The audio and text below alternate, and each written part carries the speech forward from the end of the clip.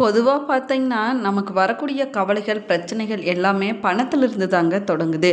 நமக்கு எவ்வளவு தான் நல்ல குணங்கள் இருந்தாலும் நம்முடைய மதிப்பையும் மரியாதையும் சமூகம் பல நேரத்தில் நம்முடைய பொருளாதார நிலையை வைத்து தாங்க மதிப்பிடுது.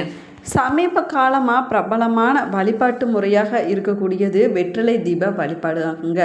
ஆஞ்சநேயருக்கு வெற்றிலை மாலை அணிவிப்பது நம்ம எல்லோருக்குமே தெரிஞ்ச விஷயந்தாங்க.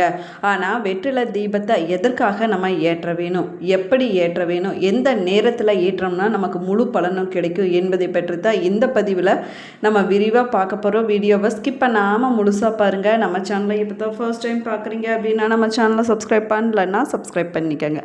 கூடவே இருக்கிற பெல் பட்டனையும் ப்ரெஸ் பண்ணிக்கோங்க. வாங்க வீடியோக்குள்ளே போகலாம். உங்களுக்கு ஜோதிட ரீதியாக சந்தேகம் இருந்தாலும் சரிங்க, தனிப்படையாக ஜோதிடம் பார்க்க விரும்பினாலும் சரி, இந்த வீடியோவுக்கு கீழே டிஸ்கிரிப்ஷனில் வராகியம்மன் ஜோதிட நிலையத்தோட தொலைபேசி எண் கொடுத்துருக்குறேன். இந்த எண்ணுக்கு தொடர்பு கொண்டு பேசி பாருங்கள். உங்கள் பிரச்சனைகளுக்கு சரியான தீர்வு கிடைக்குங்க. உங்களுக்கு முருகப்பெருமான் பிடிக்கும் அப்படின்னா ஓம் முருகா போற்று என்ற வாசகத்தை மறக்காமல் கமெண்ட் பாக்ஸில் 3 முறை பதிவிடுங்க. நீங்களும் வெற்றிலை தீபம் ஏற்றி முருகப்பெருமானை வழிபட்டிங்கன்னா மறக்காமல் உங்களுடைய கருத்துக்களை கமெண்ட் பாக்ஸில் கமெண்ட் பண்ணுங்கள்.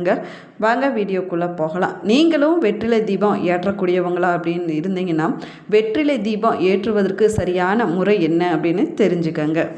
இந்துக்களுடைய வழிபாட்டில் வெற்றிலைக்கு ரொம்பவே முக்கியத்துவமானது கொடுக்கப்படுதுங்க. துளசி, வில்வம் இது போன்ற வெற்றிலையும் தெய்வீக சக்தி நிறைந்த இலையாக சொல்லப்படுது. வெற்றிலை எல்லா தெய்வங்களுக்கும் எல்லா விதமான பூஜைகளுக்கும் பயன்படுத்தப்படுதுங்க. அது மட்டும் இல்லாமல் அனைத்து சுப காரியங்களுக்கும் வெற்றிலையானது பயன்படுத்தப்படுது.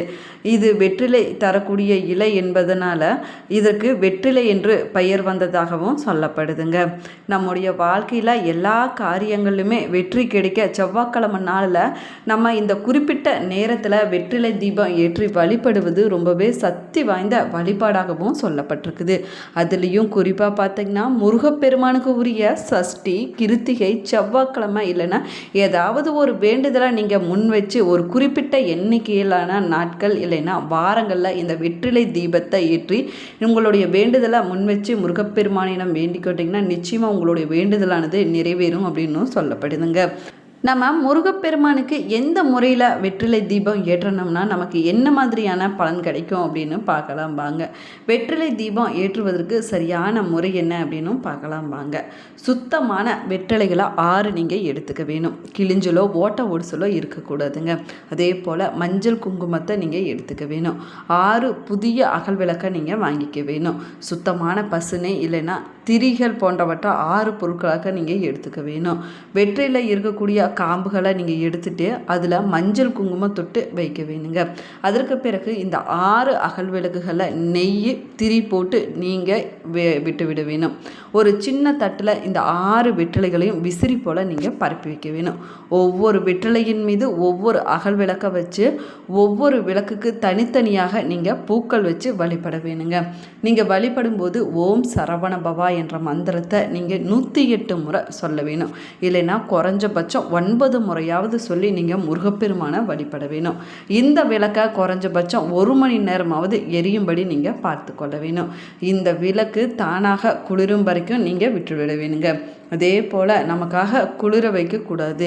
இந்த முறையில் குறிப்பிட்ட நேரத்தில் வெற்றிலை தீபத்தை ஏற்றி மனதார வழிபாடு செஞ்சுட்டு வந்தீங்கன்னா உங்களுடைய வேண்டுதலானது நிச்சயமாக முருகப்பெருமானுடைய அருளால் நிறைவேறுங்க.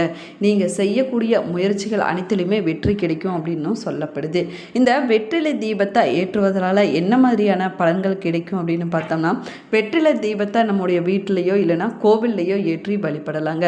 நிறைய பேர் பார்த்திங்கன்னா வீட்டு பூஜை அறையில் ஏற்றுவதை வழக்கமாகவே வச்சுருப்பாங்க. வெற்றிலை தீபம் மகாலட்சுமிக்கு உகந்ததாகுங்க. மகாலட்சுமி வாசம் செய்யக்கூடிய பொருட்களில் ஒன்றாக இந்த வெற்றிலையானது சொல்லப்படுது. இந்த வெற்றிலை தீபத்தை நம்ம ஏற்றி வழிபட்டோம்னா நம்ம வீட்டில் இருக்கக்கூடிய பொருளாதாரம் சம்பந்தப்பட்ட கஷ்டங்கள் பிரச்சனைகள் அனைத்துமே விலகிவிடும் அப்படின்னும் சொல்லப்படுது. அது மட்டும் இல்லாமல் நம்ம வீட்டில் ஐஸ்வர்யமானது பெருகுங்க. எந்த வேண்டுதலை முன்வைத்து நீங்கள் இந்த வெற்றிலை தீபத்தை ஏற்றினாலும் சரிங்க, அது நிச்சயமாக நிறைவேறும். இந்த தீபத்தை நீங்கள் விநாயகருக்கு ஏற்றுவதால் உங்களுக்கு வரக்கூடிய காரிய தடைகள் அனைத்துமே விலகிவிடுங்க. வெற்றி கிடைக்கும் அப்படின்னும் சொல்லப்படுது. தீராத கடன் பிரச்சனைகள் தீருங்க. தொழில் மற்றும் வாழ்க்கையில் இருக்கக்கூடிய தடைகள் அனைத்துமே நீங்கிவிடும் அப்படின்னும் சொல்லப்படுது. நம்முடைய வாழ்க்கையில் ஒரு நல்ல முன்னேற்றமும் வெற்றியும் கிடைக்கும் அப்படின்னும் சொல்லப்படுதுங்க. செவ்வாய்க்கிழமை நாளில் செவ்வாய் ஓரையில் வெற்றிலை தீபத்தை ஏற்றி நம்ம வழிபடுவது ரொம்பவே சிறப்பானதாகும். செவ்வாய்க்கிழமையில் 3 நேரத்தில் செவ்வாய் ஓரையானது வருதுங்க. இதில் ஏதாவது ஒரு நேரத்தை நீங்கள் தேர்ந்தெடுத்து இந்த வெற்றிலை தீபத்தை ஏற்றி வழிபாடு செய்வது ரொம்பவே சிறப்பானதாகுங்க. செவ்வாய்க்கிழமை நாளில் செவ்வாய் ஓரையானது காலை 6 மணிலேருந்து 7 மணிக்குள்ளான நேரத்தில் வருது. அதே போல் பகல் 1 மணியிலிருந்து 2 மணிக்குள்ளான நேரத்தில் செவ்வாய் ஓரையானது இருக்குதுங்க. அதே போல் இரவு 8 மணியிலிருந்து 9 மணிக்குள்ளான நேரத்தில் செவ்வாய் ஓரையானது இருக்குது. இந்த நேரத்தில் நீங்கள் முருகப்பெருமானை நினைத்து வெற்றிலை தீபத்தை ஏற்றி வழிபட்டீங்கன்னா உங்கள் வாழ்க்கையில் இருக்கக்கூடிய பிரச்சனைகள் அனைத்துமே தீர்ந்து உங்களுடைய வேண்டுதலானது நிறைவேறுங்க. ஒரு நல்ல முன்னேற்றமானது உங்களுடைய வாழ்க்கையில் கிடைக்கும் அப்படின்னும் சொல்லப்படுது. வெற்றிலை அப்படிங்கிறது ஆன்மீக ரீதியாகவும் தடைகளை விளக்கக்கூடிய சக்தி கொண்டதாகவும் சொல்லப்படுது. அது மட்டும் இல்லாமல் இது செல்வத்தையும் வெற்றியும் அருளக்கூடிய தன்மை கொண்டதாகுங்க. வெற்றிலை அப்படிங்கிறது செல்வம் மற்றும் அமைதியை தரக்கூடிய பொருளாகவும் சொல்லப்படுது. வெற்றிலை தீபத்தை நம்முடைய வீட்டில் எந்த முறையில் நம்ம ஏற்றி வழிபட்டோம்னா எப்படிப்பட்ட தீராத கஷ்டம் பிரச்சனைகள் தீரும் அப்படின்னு பார்க்கலாம் வாங்க. பெரும்பாலும் நம்முடைய நிறைய பேரோட வாழ்க்கையில் இருக்கக்கூடிய பிரச்சனை என்னன்னு பார்த்திங்கன்னா பண பிரச்சனை தாங்க. பணத்திலிருந்து தான் பிரச்சனையே நமக்கு ஆரம்பமாகுது. அந்த பணத்தினுடைய அதிபதியாக சொல்லக்கூடியவங்க மகாலட்சுமி தாயார் ஆவாங்க. அன்னையுடைய கருணை பார்வை நமக்கு கிடைச்சாலே போதுங்க, நம்முடைய வறுமை நிலையானது நீங்கிவிடும். கடன் சுமைகள் அனைத்துமே குறைந்து விடுங்க. பணவரவானது நன்றாக இருக்கும் அப்படின்னும் சொல்லப்படுது. அதற்காக நம்முடைய முன்னோர்கள் சொல்லி வைத்திருக்கக்கூடிய எளிமையான சக்தி வாய்ந்த வழிபாடு தாங்க இந்த வெற்றிலை தீப வழிபாடாகும். பொதுவாக முருகப்பெருமானுக்கு தான் சாட்கோண கோலம் போட்டு அதன் மீது 6 வெற்றிலைகளை வைத்து ஒரு தட்டில் விசிறி போல 6 வெற்றிலைகளை விரித்து வைத்து வெற்றிலை தீபம் ஏற்றி நிறைய பேர் வழிபடுவதை வழக்கமாகவே வச்சிருக்கிறாங்க. ஆனால் வெற்றிலை மாலை சாற்றுவது வெற்றிலை தீபம் ஏற்றுவது அப்படிங்கிறது எல்லா தெய்வங்களுக்கும் நம்ம செய்யலாங்க. அதுலேயும் குறிப்பாக மகாலட்சுமி தாயாருக்கு வெற்றிலை தீபம் ஏற்றி நம்ம வழிபட்டோம்னா நம்முடைய வாழ்க்கையில் இருக்கக்கூடிய பொருளாதார சம்பந்தப்பட்ட பிரச்சனைகள் அனைத்துமே தீர்ந்து பொருளாதார நிலையானது உயர்வதற்கான வழி பிறக்கும் அப்படின்னும் சொல்லப்படுது. மகாலட்சுமி வாசம் செய்யக்கூடிய மங்களமான பொருட்களில் ஒன்றாக சொல்லக்கூடியது தாங்க இந்த வெற்றிலையாகும். இந்த வெற்றிலையை முறைப்படி நம்ம தீபம் ஏற்றி வழிபட்டோம் அப்படின்னா தீராத பண கஷ்டமானது தீர வழி பிறக்கும் அப்படின்னும் சொல்லப்படுது. வீட்டில் தெய்வ சக்தியானது அதிகரிக்கும் அப்படின்னும் சொல்லப்படுதுங்க. ஒரு புதிய வெற்றிலையை எடுத்துக்க வேணும். அதுக்கு பிறகு சின்ன மண் அகல் விளக்கை எடுத்துக்க வேணுங்க. பசுனை, மஞ்சள் நிறத்திரி, மஞ்சள், குங்குமம், கற்கண்டு 2 துண்டு நம்ம வாங்கிக்க வேணும். நம்ம மஞ்சள் திரி தயாரிப்பதற்கு மஞ்சள் தூளில் கொஞ்சமாக தண்ணீர் இல்லைன்னா பன்னீரை கலந்துக்க வேணும். திரி மீது பூசி காய வைக்க வேணுங்க. அப்பொழுது மஞ்சள் திரியானது தயாராகிடும். மஞ்சள் செல்வம் தரக்கூடிய குரு பகவானுக்கு உரியதாக சொல்லப்படுது. மாலை நேரத்தில் 6 மணிக்கு நம்ம வீட்டு நிலைவாசப்படியில் உள்பக்கத்தில் கிழக்கு பார்த்தபடி இந்த தீபத்தை ஏற்றி நம்ம வழிபட வேணும். நிலைவாசலுக்கு வெளிப்புறத்தில் நம்ம இந்த தீபத்தை ஏற்றக்கூடாதுங்க.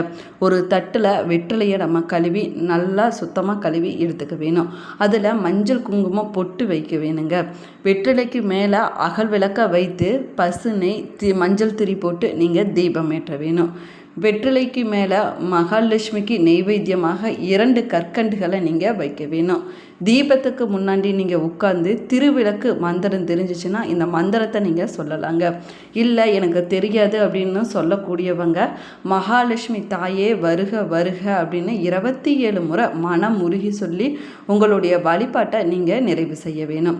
உங்களுடைய வழிபாட்டை நீங்கள் நிறைவு செஞ்ச பின்னாடி நெய்வேத்தியமாக படைத்த கற்கண்டுகளை எடுத்து நிலை வாசப்படிக்கு வெளியில் 2 பக்கத்துலேயுமே நீங்கள் வைக்க வேணுங்க. இப்படி வைப்பதனால அங்கே வரக்கூடிய எறும்புகள் சாப்பிடுங்க. இப்படி எறும்பு சாப்பிடுவதால் நம்முடைய குடும்பத்திற்கு நல்ல சகுனம் நன்மைகளானது கிடைக்கும் அப்படின்னும் சொல்லப்படுது. இந்த விளக்கை நீங்கள் தினமும் ஏற்றி வழிபட்டுட்டு வருவது ரொம்பவே நல்லதுங்க. தினமும் புதிய வெற்றிலைகளை நீங்கள் வாங்கிக்க வேணும். அதே போல் மண் அகல் விளக்கை நீங்கள் கழுவி எடுத்துக்கலாங்க. அதில் எந்த ஒரு தவறும் கிடையாது. பெண்கள் இந்த வழிபாட்டை தினமுமே செஞ்சுட்டு வருவது ரொம்பவே சிறப்பானதாகும். தினமும் ஏற்ற முடியல அப்படின்னு சொல்லக்கூடியவங்க வெள்ளிக்கிழமை நாளில் செவ்வாய்க்கிழமை நாளில் ஏற்றுவது ரொம்பவே சிறப்பானதாகுங்க. இந்த வழிபாட்டை நீங்கள் செய்வது ரொம்ப ரொம்ப சிறப்பு வாய்ந்ததாக சொல்லப்படுது. இந்த வெற்றிலை தீபத்தை ஏற்றினீங்கன்னா தீராத பிரச்சனைகளானது தீர்ந்து விடுங்க. தொடர்ந்து 48 நாட்கள் நம்பிக்கையோடு இந்த வழிபாட்டை செஞ்சுட்டு வந்தீங்கன்னா நிச்சயமாக உங்களுடைய வேண்டுதலானது நிறைவேறும். உங்களுக்கு நல்ல பலனானது கிடைக்குங்க. பணவரவானது நன்றாக இருக்கும். கடன் பிரச்சனையிலிருந்து உங்களால் மீண்டு வெளிவர முடியுங்க. வீட்டில் லக்ஷ்மி கடாட்சகமானது நிலைத்திருக்குங்க.